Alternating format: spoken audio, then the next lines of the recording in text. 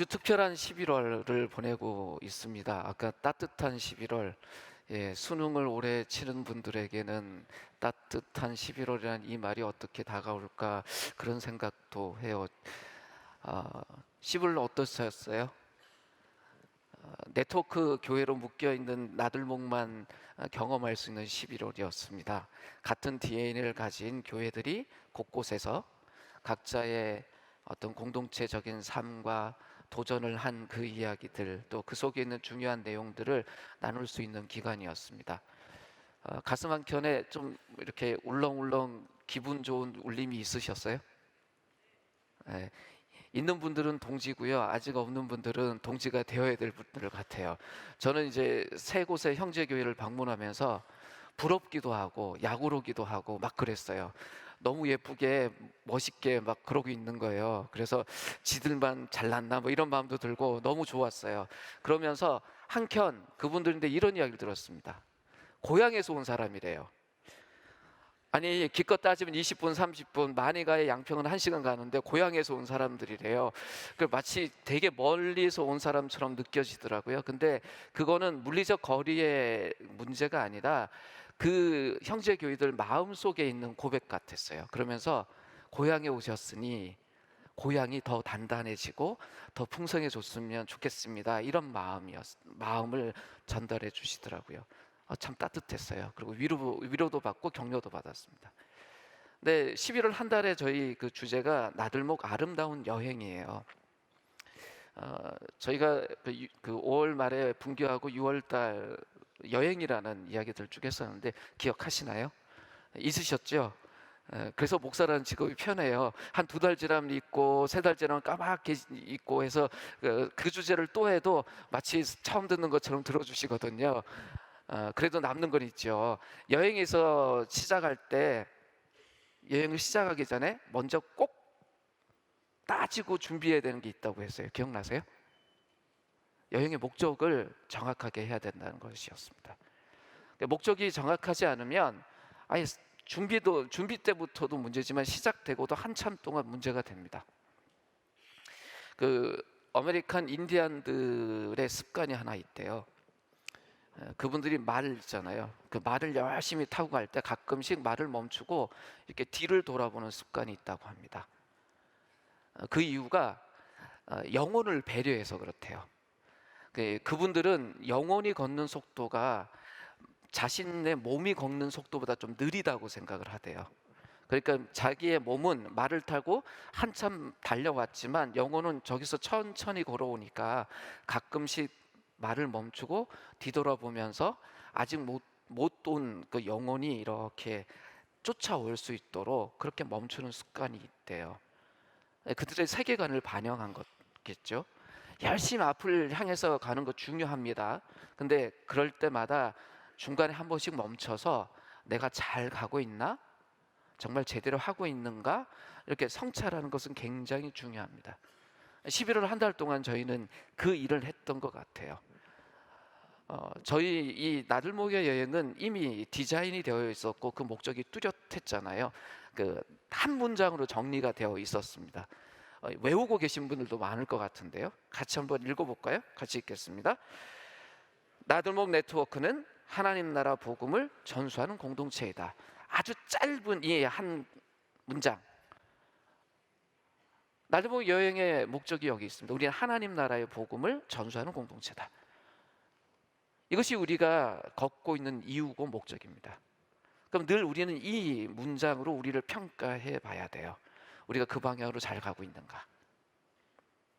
우리의 상황이 우리를 힘들게 할 때도 있어요. 그런데 이 목적 때문에 생기는 힘듦이라면 우리는 잘 가고 있기 때문에 생기는 힘듦이에요. 그러면 물리적으로 굉장히 힘들지만 그건 기쁜 감사한 힘듦일 수 있죠. 그런데 이 목적하고 상관없이 생기는 힘듦이고 괴로움이라면 그거는 따져봐야 돼요. 주님 때문에 당하는 고난이 아니라 어쩌면 우리의 부족함과 어리석음 때문에 당하는 고난일 수도 있기 때문에 우리는 이 목적을 뚜렷하게 하고 계속 돌아볼 필요가 있습니다. 근데 형제교회 목사님들이 오셔서 본인들의 이야기와 함께 함께 나눌 몇 가지 명제를 줬죠. 첫 번째가 뭐였냐면 우리는 하나님 나라의 계승자라는 것이었습니다. 그래서 이런 이야기 들으셨죠? 하나님 나라의 운동은 특정한 어떤 영웅이 계승해 가는 것이 아니라 어쩌면 가장 나약하고 연약해 보이는 수많은 하나님의 사람들에 의해서 계승된다. 바로 우리다라는 이야기를 들으셨을 겁니다. 그러면서 우리가 계승하기 위해서 준비해야 되는 게 있다. 그 중에 하나가 다음 세대다. 다행히 이 공간에 다음 세대가 없어서 그러는데 고개 한번 들어보세요. 여러분들 지금의 다음 세대 생각하면 마음이 흐뭇하세요? 솔직하게. 아주 4,000년 전 어느 그 신전에 어려운 글 하나가 적혀져 있어서 4,000년 만에 그걸 해석을 했대요. 4,000년 만에. 고고학자들이 얼마나 노력을 했겠어요? 내용이 이거였어요. 요즘에 늘 큰일 났다.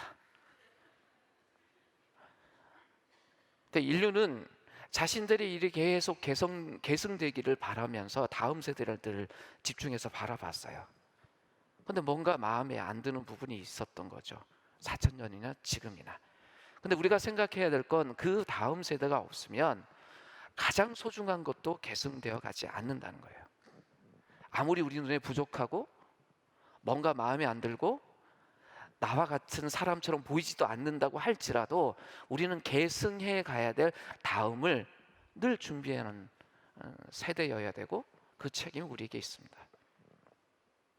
가까이는 우리 청년 세대, 그리고 조금 밑에는 청소년 세대, 그리고 아직 태어나지도 않은 우리의 후배들까지도 생각하고 우리는 우리의 일을 진행해야 합니다. 그럼 가정교회도 마찬가지입니다. 가정교회 안에 있는 우리의 가족들뿐만 아니라 앞으로 우리 가정교회 안에 들어와야 될 사람들, 아직은 찾는이라는 이름을 갖고 있는 분들, 혹은 찾는이도 되지 않는 그 누구들, 그들에 대한 우리의 마음과 여백이 있지 않으면 우리는 계승이 아니라 지금의 우리의 일 지점에서 그냥 우리의 꿈을 끝내버리는, 우리의 여행을 끝내버리는 사람들이 됩니다. 그래서 우리 머릿속엔 늘 계승이라는 그 단어가 있어야 되고, 구체적으로 우리의 시간은 그 계승을 위해서 사용되어야 합니다. 개인도 공동체도. 그것을 안고 있는 사람들은 끊임없이 유지되고 성장하는 공동체를 만들어내고 그 꿈을 꾸어갈 수 있지만, 계승이란 단어를 내려놓기 시작하면 굉장히 좋은 일을 하면서도 그 세대 안의 가치는 이기적인 행동으로 전락될 수도 있습니다. 두 번째 우리에게 주어졌던 말씀은 하나님 나라의 가족이라는 것이었습니다. 가족이 아닌 사람이 가족이 되어가는 과정. 그래서 그리스도 밖에 있었던 사람이 점점 더 그리스도 안으로 들어오고, 그래서 그리스도를 본받고, 그래서 같은 본, 같은 소속, 같은 소망을 갖게 되는 영적 아이에서 영적 어른으로 성장하고 홀로에서 함께로 걸어가는, 그것이 나돌목의 여행이다라는 말씀을 나눴습니다.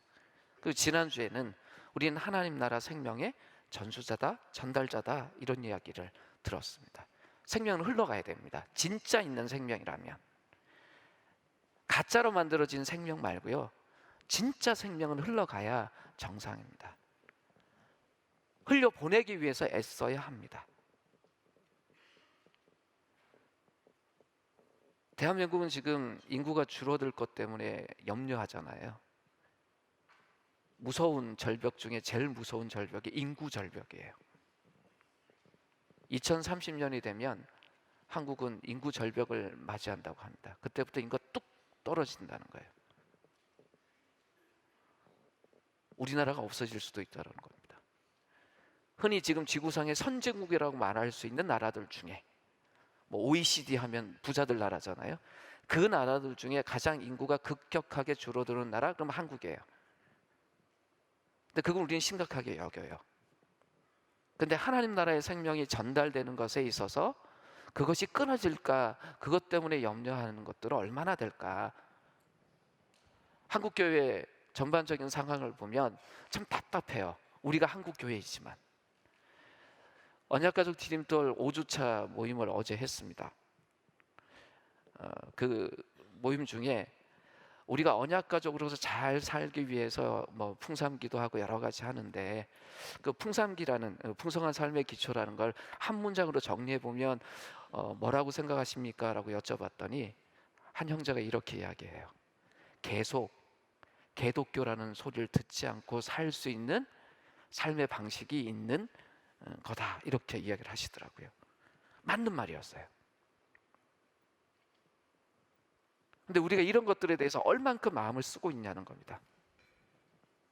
나들목이 걷고 있는 이 여행은 바로 그 생명을 전달하기 위해서 걷고 있는 여행이다, 이걸 기억해야 합니다. 우리의 여행이, 우리의 이 걸음이 무엇을 향해 가고 있는지를 우리가 얼만큼 이해하고 있느냐가 하루하루 살아가는 우리 개인의 삶도, 우리의 공동체도 평가할 때 제대로 평가할 수 있고 제대로 감사할 수 있습니다. 하나님 나라 복음을 전수하는 공동체, 이 짧은 문장 속에 담겨 있는 그 수많은 이야기들에 대해서 내가 얼만큼 알고 살아내고 있는가, 이것이 왜 이렇게 중요하냐면 이것이 예수의 꿈이기 때문에 그렇습니다. 나들목의 꿈은 그 예수님의 꿈에 기초하고 있다는 것, 그건 우리의 고백이었어요. 예수님이 자신의 공적 사역을 처음 시작하면서 공적으로 자신의 이야기를 했던 그 첫 번의 그 취임 설교에 등장하는 그 예수님의 꿈, 거기에 뿌리를 두고 있다, 그것이 우리의 고백입니다.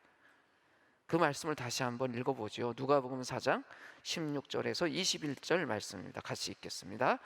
예수께서는 자기가 자라나신 나사렛에 오셔서 늘 하시던 대로 안식일에 회당에 들어가셨다. 그런 성경을 읽으려고 일어서서 예언자 이사야의 두루마리를 건네받아서 그것을 펴시어 이런 말씀이 있는 데를 찾으셨다.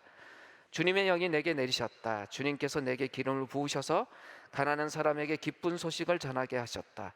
주님께서 나를 보내셔서 포로된 사람에게 해방을 선포하고 눈먼 사람들에게 눈뜸을 선포하고 억눌린 사람들을 풀어주고 주님의 은혜의 해를 선포하게 하셨다. 예수께서 두루마리를 말아서 시중 드는 사람들에게 되돌려 주시고 앉으셨다. 해당에 있는 모든 사람의 눈은 예수께로 쏠렸다. 예수께서 그들에게 말씀하셨다. 이 성경 말씀이 너희가 듣는 가운데서 오늘 이루어졌다. 누가복음에만 기록되어 있는 이 예수님의 설교를 흔히 예수님의 취임 설교라고 해요. 공적인 사역을 처음 시작하면서 취임식처럼 이 설교를 하셨다는 거예요. 그런데 예수님이 이렇게 딱 드신 이 이사야서 본문은 유대인들에게 가장, 그 당시 유대인들에게 가장 선호되는 본문이었고 익숙한 본문이었어요. 왜냐하면 그들이 원했던 내용이었기 때문에 그렇습니다. 이스라엘은 바벨론 때문에 완전히 멸망된 나라였습니다. 그 이후로 그들의 꿈은 뭐였냐면 그들의 나라가 회복되는 것이었어요. 근데 그 회복을, 온전한 모습의 회복을 담고 있는 대표적인 본문이 이사야서 61장 본문입니다. 그래서 해당에서 많은 랍비들이 이 본문을 꺼내서 읽으면 유대인들은 귀를 쫑긋하고 들었습니다. 자신들의 이야기니까. 이스라엘 백성들이 보면 바벨론에서 해방되긴 했어요. 근데 온전하게 무언가 돼야 되는데 온전한 해방이 이루어지지는 않았어요. 왜냐하면 그 이후에도 또 다른 사람들의 어떤 식민지였고 예수님 당시만 해도 로마 제국의 식민지였습니다. 회복이 되었는지 아닌지, 온전한 회복은 일어나지 않은, 그들 마음속에 늘 있는 게 뭐냐면 이사야를 통해서 말씀하신 그 회복이 정말 우리에게 어떻게 이루어질까. 근데 예수님이 의도적으로 그 본문을 펴셨어요. 그리고 읽으셨어요. 근데 그곳이 어디냐면 나사렛이었습니다. 예수님의 고향이에요. 예수님의 출생지는 베들레헴이었지만 그분의 고향은 나사렛이었습니다. 고향이었다는 건 예수님의 청소년기가 거기 있었다는 거예요. 유년기, 청소년기. 가장 가까이 예수님을 아는 사람들. 그런데 메시아로서가 아니라 그냥 동네 청년, 동네 청소년으로 예수를 아는 그 동네였어요. 거기서 이 본문을 읽으시고 설교하십니다. 61장 1절을 다 읽으시고 2절 중간쯤에 두루마리를 다시 접어서 돌려주세요. 그리고 딱 한마디 하세요. 이 성경 말씀이 오늘 듣는 중에 오늘 이루어졌다. 해당 있는 유대인들이 기겁했을 겁니다. 그 말의 의미를 알았거든요. 그 예언이 지금 이루어졌다? 그 예언이 이루어지려면 메시아가 와야 돼요. 예수가 본인의 정체를 밝히셨습니다. 당신들이 기다리던 그 메시아가 나요. 이제 나를 통해서 하나님 나라가 시작될 겁니다. 약속된 그 회복이 시작될 겁니다 라고 이야기하는 겁니다. 근데 읽으셨던 그 본문이 굉장히 눈에 보이는 본문들이에요. 걷지 못했던 사람이 걷게 된다는 거예요. 앞을 못 보던 사람이 눈을 떠서 보게 된다는 거예요. 이 말씀은 확인할 수 있는 거니까 정말 그런가 사람들이 볼 일이었어요. 그래서 나사렛에 있는 사람들은 예수님이 어떤 성장 과정을 갖고 있었는지 아는 사람들이니까 비웃었어요. 정말 그럴까? 근데 그 이후에 어떤 일들이 벌어졌나요?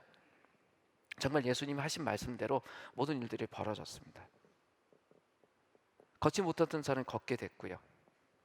앞을 못 보던 사람들이 보게 됐어요. 이렇게 눈으로 확인할 수 있는 회복과 함께 예수님을 중심으로 하나님 나라의 운동이 일어났습니다. 수많은 사람들이 그 경험하고 봐요. 근데 그 중에 정말 자신의 삶을 그 예수께 온전히 들은 제자들이 등장하기 시작했습니다. 우리가 잘 아는 12제자부터 시작을 해서 많은 제자들이 등장하고 예수님과 함께 그 여행을 다녔던 사람들이 있습니다. 그들이 가장 가까이에서 예수님을 봤어요. 예수님을 통해서 하나님 나라가 어떻게 시작되고 하나님이 약속하신 회복이 어떻게 이루어지는지 봤어요. 한 사람의 이야기가 아니라 정말 그 예언된 이야기가 어떻게 이 땅에서 구체적으로 진행되는지 그 제자들이 봤습니다. 그러던 어느 날 예수님이 가장 가까운 그 12제자들에게 독특한 이야기를 하나 하세요. 이제 너희들이 보고 경험한 것들을 이제 너희들이 좀 했으면 좋겠다. 아주 독특한 여행 하나를 떠나도록 요청을 하세요. 우리가 그 12명의 제자라고 한번 생각해 봅시다. 느닷없이 예수님이 이제 니들이 한번 해봐라. 둘씩 짝지어서 이렇게 여행을 보낸다고 하자고요. 근데 여행의 목적도 알려주시면서 그 본문을 담고 있는 성경 구절을 한번 같이 읽고 조금 더 살펴보지요. 누가복음 9장 1절에서 6절 말씀입니다. 같이 읽을까요? 읽겠습니다. 예수께서 12제자를 불러 모으사 모든 귀신을 제어하며 병을 고치는 능력과 권위를 주시고 하나님 나라를 전파하며 앓는 자를 고치게 하려고 내보내시며 이르시되 여행을 위하여 아무것도 가지지 말라. 지팡이나 배낭이나 양식이나 돈이나 두보로를 가지지 말며 어느 집에 들어가든지 거기서 머물다가 거기서 떠나라.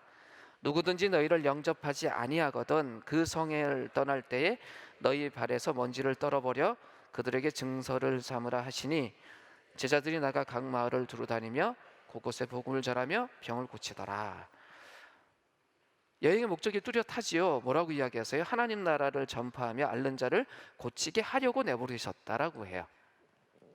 제자들 입장에서는 가장 익숙한 일이잖아요. 예수님 늘 하시던 일 아닙니까? 하나님 나라가 무엇인지 가르치시고 선포하시고 그리고 회복이 일어났어요. 가장 가까이에서 봤던 게 제자들이에요. 근데 이젠 제자들이 각 마을을 돌아다니면서 그걸 하라는 거예요. 자, 그 이야기 처음 들었을 때 마음이 어떨까요? 예수님이 하실 수 있다는 건 봤어요. 근데 이제 내가 해야 된대요.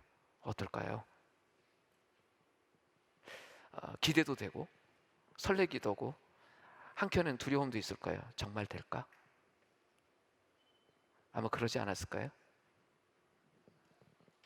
근데 뚜렷해요. 목적이 예수님이 하셨던 그 일을 이제 제자인 우리들이 한다.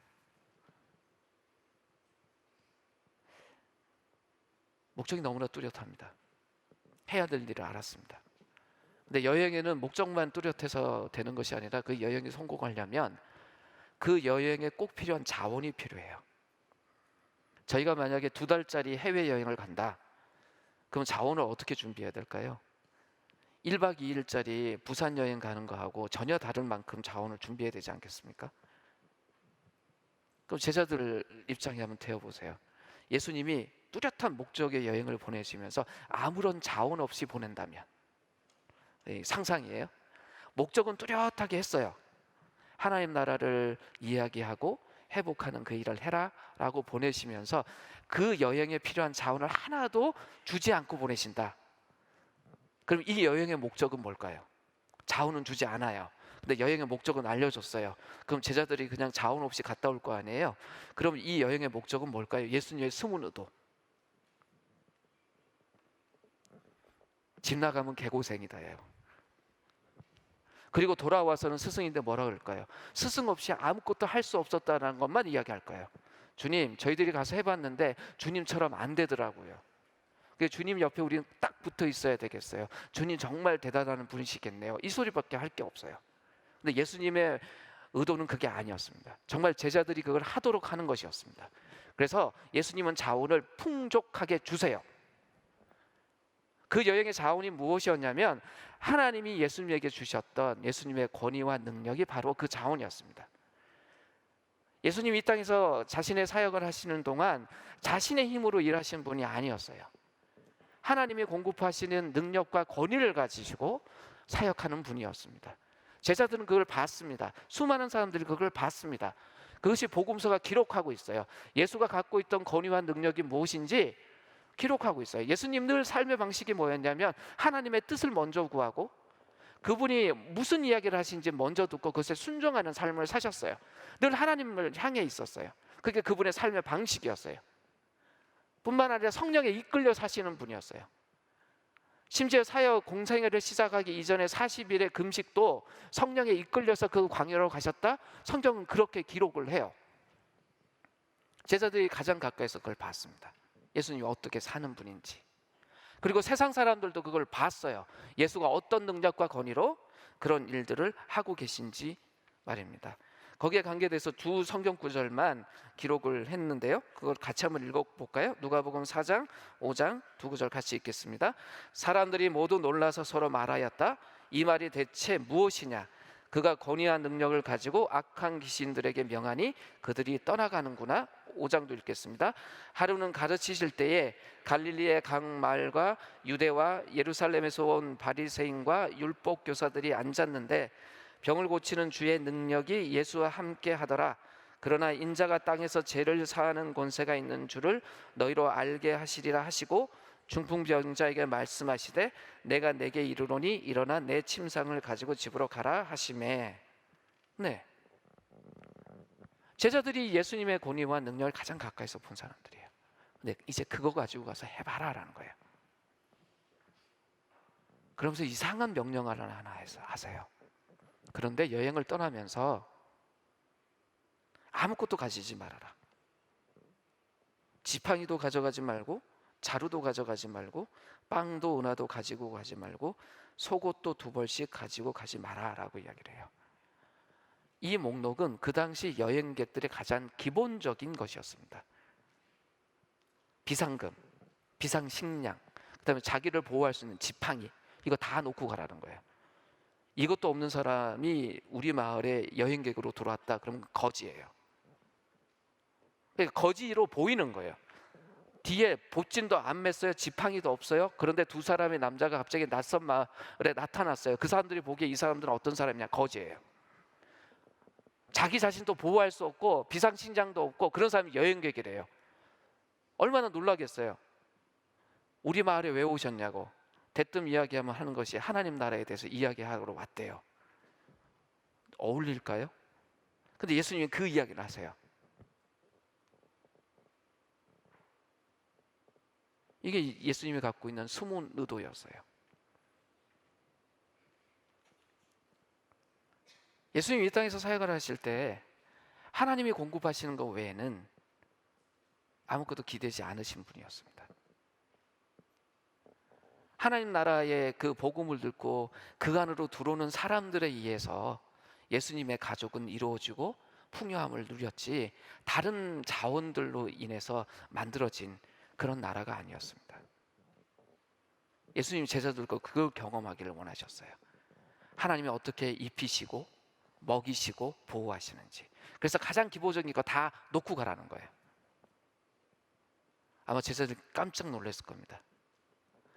제가 CCC 출신이거든요. 저희 때 거지 순례 전도라는 걸 했어요. 여름 수련회 끝나면 4박 5일 여름 수련회 끝나면 3박 4일을 그 전도 여행을 가는데 갖고 있는 돈을 다 한쪽에서 딱 걷고요. 정말 거지가 돼서 가는 거예요. 전도해서 이렇게 하다가 밥 주면 먹고 안 주면 밥 못 먹고 잘 곳 못 얻으면 길에서 자야 되고 막 그러는 거예요. 근데 1학년 때는 한 번도 안 굶었어요. 잠도 좋은 데서 잤어요. 2학년 때 됐으니까 순장이니까 이제 1학년들 보고 큰 소리 치고 뭐 하자 그랬는데 몇 번 굶었어요. 그때 느꼈어요. 교만하면 안 되는구나. 아마 제자들이 저 같았을 마음도 있었을 것 같아요. 우리 정말 굶을 수도 있겠다. 그런데 이 여행을 끝나고 제자들이 그런 이야기를 해요.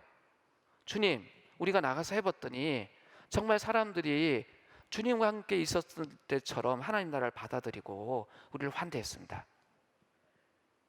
그걸 자꾸 보고를 해요. 예수님과 함께 있을 때 제자들이 그 경험을 합니다. 그리고 나선 한 3년 반의 시간이 지나고 진짜 예수님이 제자들을 떠나고 모든 일을 제자들에게 계승하고 가시지 않습니까? 그 위에 제자들의 삶이 어땠는지 보십시오. 우리가 기억하는 베드로나 요한이나 참으로 멋진 우리의 선배들의 삶을 살았습니다. 그들의 주머니가 넉넉했나요? 아니요. 그러나 그들의 인생이 비어 있었나요? 아닙니다. 세상 어떤 사람보다 가장 가난한 자들이었지만 세상 그 어떤 사람들보다 가장 풍성한 삶을 살았던 분들이 바로 그 우리의 선배들이에요. 예수님이 우리에게 그 삶을 이야기하신 겁니다. 하나님 나라의 운동원이 되어서 하나님 나라를 계승하면서 사는 사람들의 삶이 어떠한가? 모든 사람이 환대하지는 않습니다. 세상은 하나님 나라 거부하는 것이 1차적인 현상이니까요. 하지만 그 안에 예수님이 첫 설교하셨던 것처럼 오늘 그 하나님 나라를 만나야 되는 사람들이 그 제자들을 통해서 계속 만나면서 그렇게 하나님 나라 안으로 들어오는 사람들과 함께 하나님 나라를 이루어 갔어요. 우리의 여행도 그렇습니다. 우리가 걷고 있는 이 여정의 오늘의 모습도 그렇습니다. 저희가 지금 영상을 하나 볼 텐데요. 이건 형제교회들인데 가서 보여줬던 영상이에요. 원래 내부용으로 만들어진 게 아니니까 그걸 참고하고 보셨으면 좋겠습니다. 예, 틀어주시겠어요? 하나님 주신 선물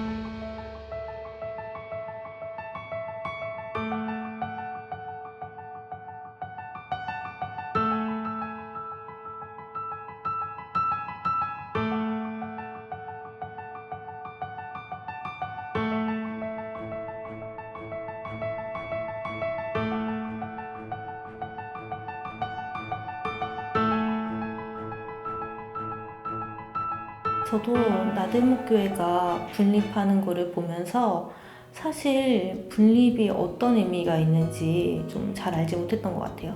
그래서 나들목교회가 분립한 이후에 더불어 함께교회도 이 지역에서 새롭게 개척을 해나가는 교회였는데 제가 그것에 대해서는 잘 알지 못하고 그냥 이 자리만 똑같이 지키면 되겠지. 남은 사람들 데리고 지키기만 하면 되는 거겠지. 이렇게 생각했었던 게 있었어요. 오히려 목자를 하게 되니까 브릿지 가정교회를 하고 준비 가정교회를 하면서 가정교회를 새로 세우잖아요. 그게 저한테는 개척이었던 거죠. 그리고 그 개척의 과정에서 좀 멤버들을 또 모으고 또 다른 목사님들과 함께 가정교회를 어떻게 이루어나가는지 보면서 더불어 함께교회도 정말 이 지역에서 개척하는 교회였구나. 그래서 새롭게 시작하는 것이고 우리가 정말 힘을 모아서 마음을 모아서 공동체를 세워나가야 되는구나. 이 과정들을 좀 알게 되어서 저에게도 감사한 시간이었어요.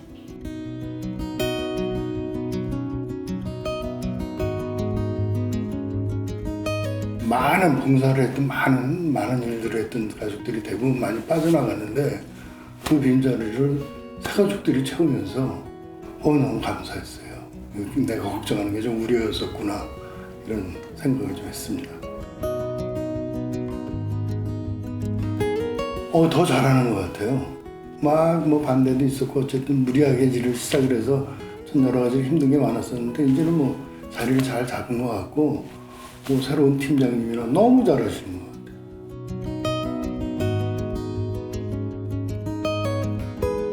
사실 저는 나들목교회에 있을 때 굉장히 교회 섬기는 거에서 뒤로 많이 숨었었거든요. 분교하고 나니까 남은 멤버들은 정말 미소가족들 아니면 찾는 이들, 그러니까 결국 가정교회가 뭔지 알고 공동체에 뭔지 아는 사람들, 그리고 공동체에 마음이 있는 사람이 헌신할 수밖에 없다. 그래서 저도 결국 교회에 헌신을 하게 된 거고 그 방향이 가정교회 목자가 되어서 가정교회를 새로 세우는 것이었다고 생각하고 있어요.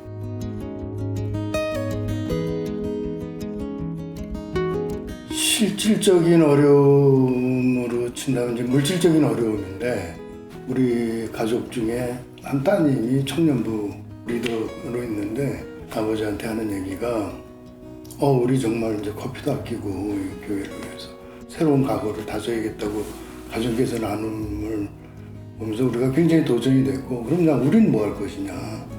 그래서 우리도 어렵지만 그 부분에 참여하자. 이런 생각들 하고 그런 가족들이 그런 생각을 하는 걸 보면서 은혜로 잘 물질의 문제도 물질의 어려움도 이겨나갈 수 있겠다는 생각을 했어요.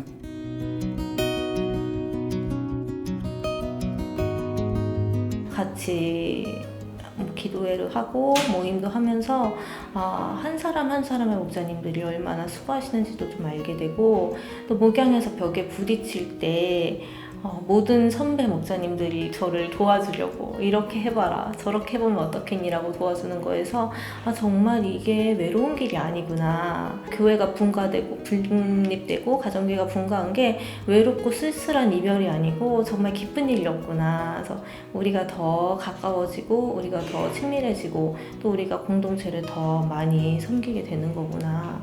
그런 것들을 좀 보게 되는 것 같아요.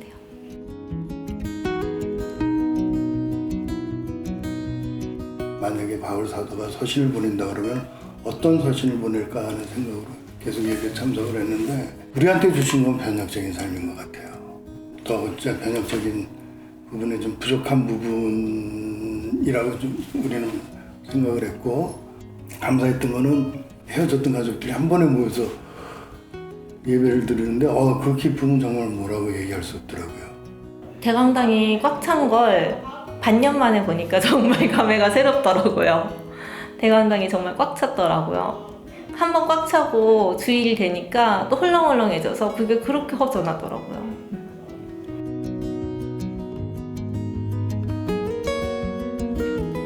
굉장히 열심히 하고 좋은 소식들이 많이 들려서 너무 기쁘고 감사해요.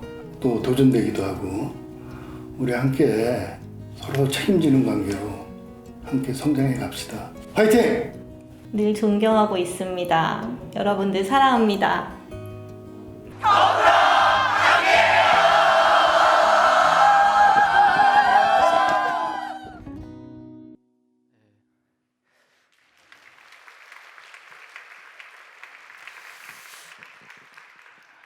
마지막 장면은 목자 수련회 때 어떤 분이 나와서 저걸 하라 그래서 열심히 했어요. 네. 10월에 우리는 이런 이야기를 나눴습니다. 근데 더불어 함께 교회도 이 큰 흐름 속에 우리의 꿈을 갖고 있습니다. 저희가 더불어 함께라는 이름을 갖게 됐잖아요. 근데 그 중에 큰 더불어 함께가 이웃과 함께 한다는 거예요. 근데 우리 옛 속담 중에 인심은 곳간에서 난다 이런 말이 있어요. 힘들면 이웃을 잃어버려요. 나, 또 조금 넓혀져 봐야 가족, 거기까지밖에 마음이 안 가요. 닫아요. 자꾸 밀리는 거죠, 이웃은. 근데 본질적으로 가장 중요한 것이 뭐냐면 우리는 이웃 때문에 존재하는 존재잖아요. 그 이제 우리 수련의 주제이기도 하고 주제 찬양에 보면 우리가 여기 있는 이유가 하나님을 사랑하고 이웃을 사랑하는 것 때문이라고 고백하고 사는 것이 하나님 나라 공동체의 특징이란 말이에요. 우리는 힘들어도 그걸 해야 되는 사람이에요. 근데 힘듦이 꼭 곳간의 문제만이 아니라 요즘은 이상한 가짜 뉴스도 만들어지잖아요. 북한을 돕자 그러면 종북이라며요. 근데 저희들은 북한민 돕는 게 우리인데 중요한 사역이고 사명이잖아요. 만약 우리가 지금 남쪽의 나라에서 이제 북한민들 정착하는 일 열심히 돕고 있거든요. 그리고 이제 목도리도 짰잖아요. 여기 목도리 직접 짜신 분도 꽤나 있죠. 이런 일을 해서 종북이라는 소리를 들으면 우리는 계속 더 듣자고요.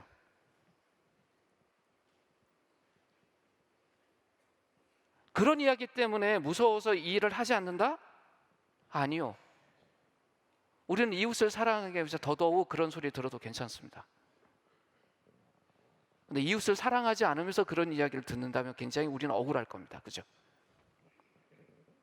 우리는 이미 우리가 손잡고 있는 이웃들, 그들과 더 사랑해야 돼요. 그냥 이웃을 돕는다가 아니라 그들하고 정말 가족이 될 만큼 가야죠. 그리고 새로운 이웃들도 찾아야죠. 정말 예수님이 그 말씀하셨던 것처럼 오늘 정말 그 하나님 나라가 필요한 그 사람들, 그들에게 우리는 가야 됩니다. 그래서 우리는 계속 지금 찾고 있어요. 그러면서 그 중에 하나 저희들이 살펴봤던 분들이 어떤 분이냐면 남들이 좀 접근하기 힘들어하는 분들, 난민이라는 어떤 레벨이 붙어 있고 그 다음에 그 모슬림이라는 어떤 그런 틀이 있어서 한국 사회에서 굉장히 다가가기 싫어하는 분들, 그러나 이미 우리와 한 세계 속에 살고 있는 그분들, 정말 이웃이 필요한 그 사람들, 자꾸 마음이 가요. 그분들 손을 잡아야 될 것 같아요. 그래서 지난번에 변혁 공동체 예배라고 수요일 날 저희들 예배 드릴 때 그 사역을 하시는 선교사님 오셔서 이야기도 하고 또 몇몇 가정교회는 후원도 하고 있어요. 더 가야죠. 그것이 우리에게 꿈이에요. 예수님 말씀하셨던 그 회복의 꿈들을 이어가는 것일 겁니다. 또 하나의 우리의 이름 더불어 함께 중요한 건 형제교회들과 함께 하는 거예요. 근데 이 더불어 함께라는 이름을 줄이면 더함이 되잖아요. 이 더해 간다는 뜻입니다. 이게 왜 이렇게 중요하냐? 지금 5교회인데요. 5교회로 부족해요. 이런 일들을 하려면 정말 이런 건강한 교회들이 점점 많아져야 돼요. 이러면 되게 부담스럽거든요. 이제 분교한 지 6개월밖에 안 됐는데 벌써 분교 이야기 하냐? 뭐 스트레스 된다. 예, 내일 하자는 뜻은 아니에요. 그러나 그것이 우리의 지향이 돼야 돼요. 우리 안에 담고 있어야 돼요. 그러면 내년이 됐을 땐 올해보다 조금 더 진척된 모습이 있고 그 후년엔 좀 더 진척되면서 우리는 정말 또 하나의 형제교회들을 계속 세워가는, 그래서 아마 그 지금 분교 분립된 내 형제교회가 우리를 보고 하는 말이 고향교회가 잘 됐으면 좋겠어요 라는 말은 이런 일들이 계속 더해가면서 정말 아름다운 하나님 나라의 이 운동이 확장돼 가는 것을 같이 보고 싶겠다, 그런 말 아니겠습니까? 우리는 우리의 이름에 담긴 이 꿈을 소중하게 간직하고 이뤄내기 위해서 애써야 합니다. 본인 자신도 그렇고 함께하는 가족들과 함께도 그 이야기를 해야 됩니다. 그러면서 가장 중요한 더불어 함께는 주님과 더불어 함께예요. 제자들이 자신의 삶을 자신의 능력으로 살지 않았던 것처럼 주님의 능력으로, 성령이 주시는 그 능력으로 살았던 것처럼 우리가 주님과 늘 함께 해야 된다는 걸 잃어버리면 우리는 모든 걸 다 잃어버립니다. 멋진 사회운동하다 끝나는 걸 거예요. 만약 그렇다면. 그리고 그런 말 하겠죠. 우리 멋지게 살았다. 우린 그 말 하자고 하는 것이 아니에요. 정말 우리를 통해서 하나님이 일을 하셨다, 하나님의 멋진 공동체가 여기 있다, 이야기하자는 것이지 우리가 영웅되자고 이 일을 하는 거 아니지 않습니까? 그 우리의 매일이 어떠해야 되는가? 근데 우리는 지금 깨어진 세상에서 살아요. 여전히 그 사는 것이 쉽지 않아요. 아무리 좋은 일을 해도 오해받고요, 계속 그런 상황이에요. 요즘 더더욱 그래요. 이런 우리를 향해서 베드로 사도가 이 말세를 산다는, 그러니까 만물의 끝을 사는 우리들에게 정말 교훈이 될 만한 말씀을 주신 게 있습니다. 베드로전서 4장 7절에서 11절 말씀 같이 읽도록 하죠. 같이 읽을까요? 읽겠습니다. 만물의 마지막이 가까웠으니 그러므로 너희는 정신을 차리고 근신하여 기도하라. 무엇보다도 뜨겁게 서로 사랑할지니 사랑은 허다한 죄를 덮느니라. 서로 대접하기를 원망하십시오 하고 각각 은사를 받은 대로 하나님의 여러 가지 은혜를 맡은 선한 청지기같이 서로 봉사하라. 만일 누가 말하려면 하나님의 말씀을 하는 것 같이 하고 누가 봉사하려면 하나님이 공급하시는 힘으로 하는 것 같이 하라. 이는 범사에 예수 그리스도를 말미암아 하나님의 영광을 받으시게 하려 함이니 그에게 영광과 권능이 세세의 무궁토로 있으리라. 아멘. 이 길지 않는 5구절 속에 우리가 정말 생각하고 따라야 될 4가지 명령이 있습니다. 첫 번째가 뭐냐면 정신을 차리고 근신하여 기도하라는 거예요. 지금 이 세상은 분별력이 없으면 못 사는 세상 아닙니까? 정말 정신 차리고 살아야 되는 때예요. 정말 냉철한 정신 필요해요. 자연재해도 계속 일어나잖아요. 저희들 늘 걱정하는 게 뭐예요? 그 후쿠시마 사태 난 그거 늘 생각하잖아요. 그러니까 내년에 있는 올림픽도 걱정하고 계속 생각하지 않습니까? 이웃 나라에서 생긴 일인데 그거 우리에게 오는 영향력 늘 생각하고, 이제 겨울 됐으니까 우리 걱정하는 게 뭐예요? 미세먼지, 황사 이런 거 생각하면서 또 마스크 꺼내 써야 될 거 아니에요. 공기마저도, 먹는 음식마저도 이런 소식들이 계속 들려요? 그것만 그런가요? 공직자라면 좀 제대로 된 사람이 선출돼야 될 것 같은데 정말 이상한 사람들이 선출돼서 우리가 정말 살 수 있을까? 이런 마음 들고, 저녁 뉴스 틀어보면 좋은 이야기 나오나요? 아니요. 끔찍하게 사람 죽인 이야기, 정말 기가 막히게 사기친 이야기들, 그런 나쁜 뉴스만 가득가득 넘쳐나요. 불안해지는 게 당연하죠. 꼭 상황이 어떠냐면 지금 당장 오늘 예수님이 최종 심판하시려고 온다고 하더라도 문제가 하나도 없을 것 같은 그런 세상이에요. 이럴 때 마음이 흔들리지 않을까요? 흔들립니다. 근데 이럴 때 침착함을 유지할 수 있는 방법이 무엇이냐는 거예요. 기도 외에는 방법이 없어요. 정말 지금 일어나고 있는 일들 때문에 내가 혼란스럽다면 가장 먼저 해야 될 일이 뭐냐면 기도하는 거예요. 도무지 세상이 통제되지 않는 것처럼 보일 때, 하루하루 사는 것도 불안하고 불안전하고 정말 죽을 것 같은 세상이라고 느껴질 때 해야 되는 게 뭐냐면 기도입니다. 왜 그러냐? 기도는 하나님에 대한 절대적인 의존이기 때문에 그렇습니다. 그분에 대한 의존이 흔들리지 않을 때 우리의 정신이, 우리의 의식이 선명할 수 있어요. 그래서 베드로 사도는 그 이야기부터 하는 겁니다. 정신 차리고 근신하여 기도하라. 이것이 이 깨어진 세상에서 가장 안 좋은 상황 속에서 하나님 나라의 일을 하는 사람들이 해야 될 첫 번째 삶의 방식입니다. 이어서 두 번째 이렇게 이야기를 하세요. 서로 뜨겁게 사랑하라. 여기 뜨겁게라는 표현이 마치 그 100m 달리기 하는 선수들이 그 결승전 들어갈 때 보면 막 그 심장도 가장 많이 뛰고 하는 때 있잖아요. 바로 그 상황을 말하는 거예요. 그렇게 서로 사랑하라는 거예요. 정말 세상에서 하나님의 일 때문에 부당한 대우당하고 정말 힘든 사람들이 버틸 수 있는 버팀목이 뭐겠어요? 함께 그 일을 하는 사람들이 뜨겁게 사랑할 때 버틸 수 있어요. 가족들도 그렇지 않습니까? 원치 않는 고난을 당할 때 가족 안에 뜨거운 사랑이 없으면 어떻게 버티겠어요? 그래서 이렇게 이야기하는 거예요. 너네들이 서로 뜨겁게 사랑해야 된다. 그리고 이어지는 세 번째 이야기는 서로 대접하라는 겁니다. 근데 사실 사람들은 대접하는 걸 좋아해요. 자기가 좋아하는 사람 불러다가 먹이고 대화하고 대접하는 거 되게 좋아합니다. 근데 서로 대접하라고 하면서 이 베드로 사도가 이 서로란 말을 가장 넓은 의미로 사용해 버려요. 심지어 어떤 거냐면 용서하지 않으면 받아들일 수 없는 사람, 나인데 직접적인 피해를 주고 잘못한 사람까지도 데리고 와서 대접하라는 거예요. 그러면서 무슨 이야기를 하냐? 원망 없이 하라. 왜 이런 이야기를 하냐면 이 사람 먹이는 게 나인데 뭐 필요할까? 소용이라도 있을까? 이런 마음 들 수 있는 사람까지도 포함해서 서로 대접하라는 거예요. 함께 이 길을 걷다 보면요, 좀 가까이 하기 싫은 사람들이 우리 동료들 안에 생길 수 있어요. 근데 그들과 우리가 어떻게 관계를 맺느냐, 그 이야기를 하는 겁니다. 진심에서 우러나오는 한대, 진심에서 우러나는 연대가 필요합니다. 세상이 이렇게 하지 않죠. 자신에게 이익되는 사람들만 대접하고 손잡습니다. 세상이 하지 않기 때문에 우리는 더더욱 해야 되는 것입니다. 그리고 마지막에 이렇게 이야기를 합니다.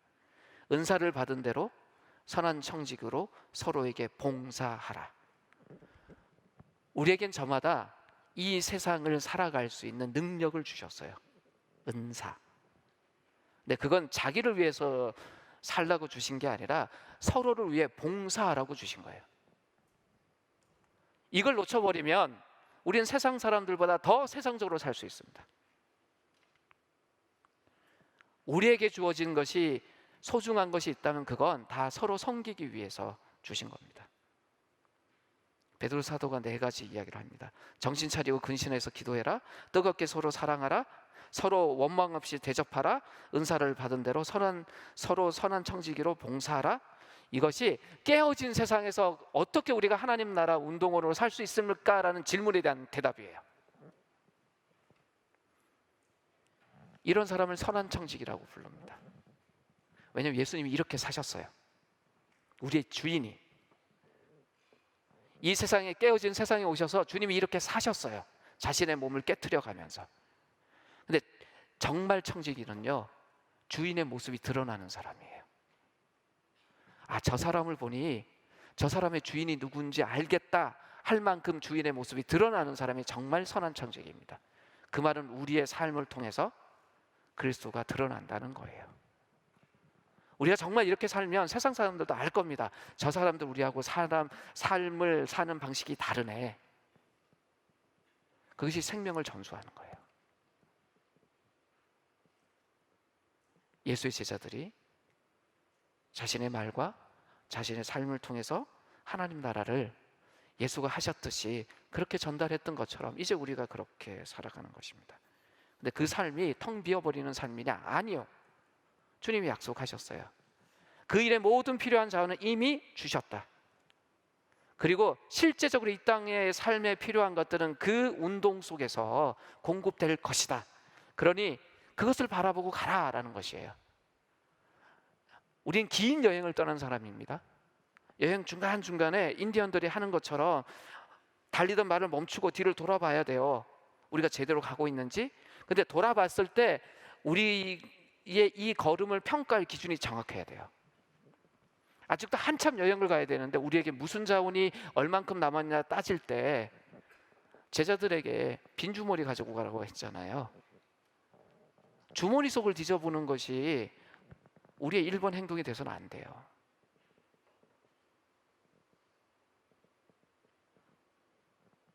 우리에게 주님이 주신 자원이 있습니까? 우리가 거기에 기대고 있나요? 그렇다면 우리의 여행은 성공할 겁니다. 풍성한 열매를 맺을 겁니다.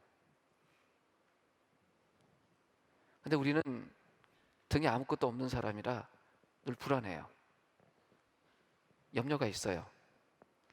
자, 2019년 거의 다 갔는데 2020년엔 우리 공동체가 어떨까? 기대와 함께 염려가 있죠. 염려가 있으면 어떻게 반응해야 될까요? 기도하라는 거예요. 그 염려의 내용을 그대로 기도 제목으로 바꾸면 됩니다. 재정적인 어려움에 대한 염려가 생기시다면 그걸 기도하자고요. 더 많은 목자들이 세워져야 될 텐데, 더 능력 있는 어떤 가족들이 나타나야 될 텐데, 그러면 그걸 기도 제목으로 옮기고 우리가 나아가야 됩니다. 우리의 눈이 무엇을 바라보고 우리의 기도의 방향이 어떻게 가는지 그걸 서로가 살펴보고 걸어가야 됩니다.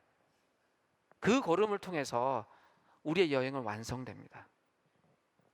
주님이 이 땅에서 그렇게 사셨던 것처럼, 우리의 선배인 제자들이 그렇게 살았던 것처럼 우리의 공동체도 그렇게 걸어가면서 이 여행을 완성할 겁니다.